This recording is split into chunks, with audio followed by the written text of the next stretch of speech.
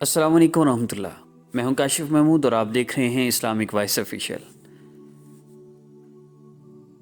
عروہ بن زبیر روایت کرتے ہیں کہ ابو لہب اور اس کا بیٹا عتیبہ ملک شام کے سفر پر جانے لگا تو میں ان کے ساتھ تیار ہوا۔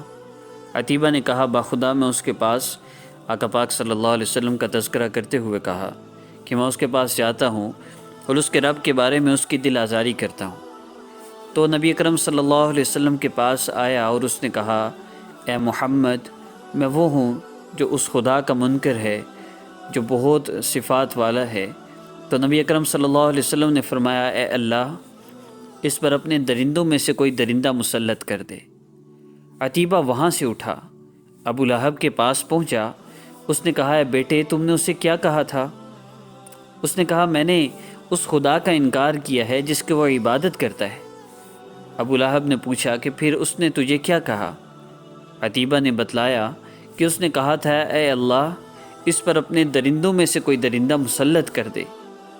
ابو لہب نے کہا اے بیٹا، خدا کی قسم اب میں تمہارے متعلق دعا محمد صلی اللہ علیہ وسلم کی اثر پذیری سے بے خوف نہیں رہ سکتا۔ راوی کہتا ہے ہم پھر سفر پر روانہ ہوئے اور مقام شرات پر جا کر پڑاؤ کیا۔ وہ شیروں کی آماج گاہ تھی۔ ہم ایک راہب کے عبادت خانہ کے قریب اترے تھے۔ اس راہب نے کہا اے عرب کے مسافرو، یہاں تم کیوں اتر پڑے؟ یہ تو شیروں کی چراگاہ ہے۔ ابو لہب نے ہم سے کہا تم میرا حق تو پہچانتے ہو؟ ہم نے کہا ابو لہب کیوں نہیں؟ اس نے کہا بے شک محمد نے صلی اللہ علیہ وسلم میرے بیٹے پر دعا کی ہوئی ہے، اب خدا کی قسم میں اس کے متعلق بہت خطرے میں ہوں۔ تم اس عبادت خانے میں اپنا سامان رکھو، پھر میرے بیٹے عتیبہ کا بستر بچھاؤ، پھر اس کے آس پاس اپنے بستر بچھا دو۔ ایک کافر ہے، اللہ کے حبیب صلی اللہ علیہ وسلم کی بات پر اسے بھی کتنا یقین ہے کہ اپنے بیٹے کے لیے انتظام کروا رہا ہے۔ خیر، راوی کہتا ہے ہم نے ایسے ہی کیا۔ ہم نے اپنا سامان جمع کیا تو وہ ایک اونچا سا چبوترا بن گیا۔ اس پر ہم نے اس کا بستر بچھایا اور آس پاس زمین پر اپنے بچھونے جما دیے۔ چنانچہ ہم اور ابو لہب اس کے گرد نیچے سوئے تھے اور وہ سامان کے اوپر سو رہا تھا۔ رات کو ایک شیر آیا، وہ ہمارے چہرے سونگھنے لگا مگر اسے اپنا مطلوب نہ ملا۔ وہ کچھ دیر کھڑا رہا، پھر اس نے چھلانگ لگائی اور سامان کے اوپر چڑھ گیا۔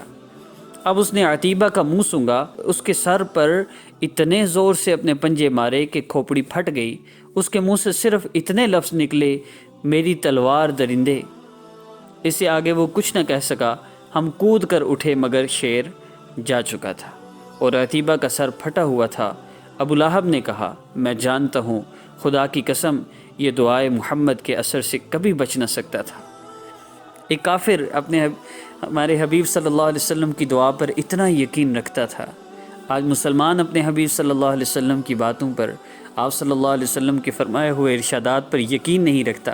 اس کی مثال لے لیجئے کہ اللہ کے حبیب صلی اللہ علیہ وسلم فرما رہے میں قسم کھاتا ہوں 3 باتوں پر، جس میں ایک بات یہ فرمائی کہ جو صدقہ دے گا اس کا مال کبھی کم نہیں ہوگا، اور دوسری طرف سود کے بارے میں فرمایا کہ سود سے مال کبھی نہیں بڑھتا۔